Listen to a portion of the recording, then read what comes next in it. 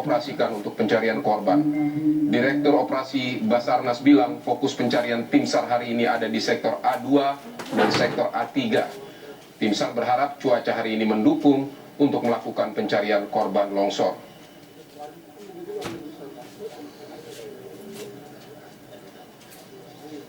Kita tetap akan berfokus pada kegiatan di A2 seperti kemarin yang mungkin rekan-rekan mungkin pahami semua juga akan mengetahui terhambat mungkin seluruhnya lebih pada faktor cuaca. Hari ini mudah-mudahan cuaca lebih baik dari kemarin dan sehingga kita akan lebih maksimal untuk melaksanakan kegiatan. Sebagai informasi mungkin pagi ini kita akan ketambahan 2 alat berat ekskavator PC 200 ya Pak, 200 sudah masuk lagi, nanti akan kita geser di perbatasan antara A2 dan A3 seperti yang ada di kota. Untuk personil perkuatan sudah dibagi sektor, mungkin ada perubahan sama dengan yang kita laksanakan kemarin. Saudara, di tengah hiruk pikuk proses identifikasi jenazah korban longsor Desa Pasir Langu, Kecamatan Cisarua, Kabupaten Bandung Barat, terdapat sukarelawan yang enggan dibayar untuk memandikan jenazah yang telah teridentifikasi. Alasannya untuk kemanusiaan. Berikut liputan jurnalis Kompas TV Niko Anggriawan dan juga juru kamera Bimo Wicaksono dan pilot drone Denny Yosua di posko DVI Desa Pasir Langu. Tim gabungan masih terus melakukan pencarian terhadap orang-orang yang masih tertimbun di Desa Pasir Langu, Kecamatan Cisarua, Bandung Barat, dan ketika mereka sudah menemukan jenazah yang ada di lokasi kemudian tim akan langsung membawa ke posko DVI untuk dilakukan identifikasi.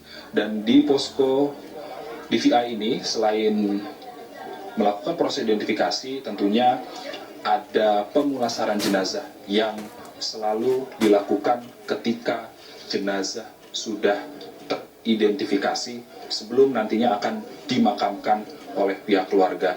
Dan saya tidak sendiri di sini, saudara, saya sudah bersama akang-akang relawan yang saat ini selalu standby, selalu bersedia di lokasi posko DVI untuk nantinya akan memandikan jenazah-jenazah yang sudah dinyatakan teridentifikasi. Saya akan coba mewawancarai salah satu dari mereka. Selamat siang, Kang. Siang, Kang. Dengan akang siapa di sini? Ajat. Kang Ajat. Kang Ajat, kita mengetahui bahwa lokasi bencana ini, longsor ini sudah terjadi sejak hari Jumat. Nah, keberadaan akang untuk melakukan pemulasaran jenazah ini sangat penting dan juga sangat membantu. Kita tanya, kenapa sih akang dan teman-teman mau melakukan hal ini? Karena itu sudah kewajiban manusia dan itu kan panggilan jiwa buat kita. Jadi tidak ada kata lelah buat memulasara jenazah yang korban longsor. Kang, di sini sudah berapa lama, Kang, untuk melakukan pemulasaran jenazah? Hampir seminggu. Hampir seminggu. Untuk para korban yang ada di sini, Kang, seperti apa, Kang? Harapan saya semoga korban segera ditemukan. Terus cuacanya segera membaik dan semoga para korban diterima Allah Subhanahu wa Ta'ala. Amin. Terima kasih Kang Ajat untuk waktunya bersama Kompas TV. Kita harapkan yang terbaik untuk tim SAR gabungan yang saat ini masih terus melakukan pencarian pada korban. Semoga bisa ditemukan semua tentunya pada hari ini. Itu dia, saudara, mereka tim sukarelawan yang tentunya mereka akan terus standby ada di sini. Terakhir ada sekitar 50 jenazah yang diterima DVI, yang mana saat ini 37 diantaranya sudah diidentifikasi dan dimakamkan oleh keluarganya masing-masing. Niko Anggriawan, Bimo Wicaksana, Kompas TV, Bandung. Saudara, untuk mengetahui situasi terkini pencarian korban, kita terhubung dengan jurnalis Kompas TV Mita Handayani dan juru kamera Reza Pratama. Selamat siang, Mita. Jadi bagaimana proses pencarian korban hari ini yang Anda pantau di sana?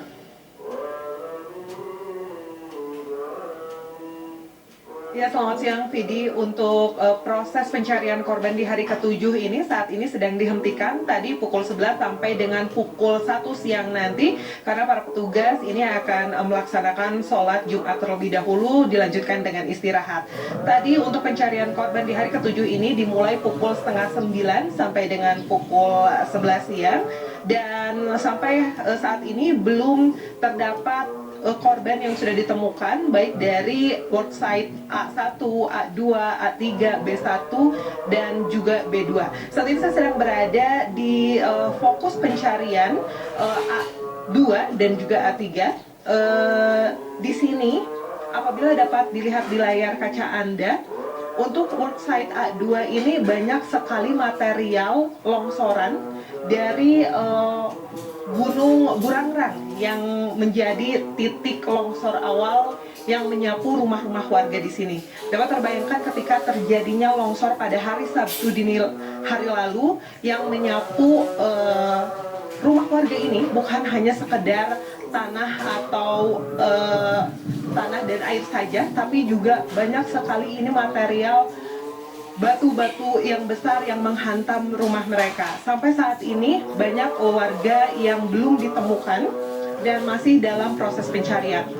Tim SAR gabungan sendiri sampai dengan hari ke-6 kemarin sudah mengirimkan 55 kantong jenazah ke DVI untuk dilakukan identifikasi. Dan dari jumlah tersebut 41 diantaranya sudah diidentifikasi dan sudah diberikan kepada pihak keluarga untuk dimakamkan secara layak.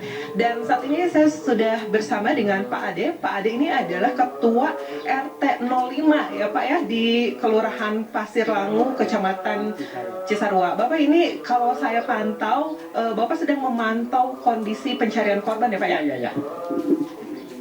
Ya.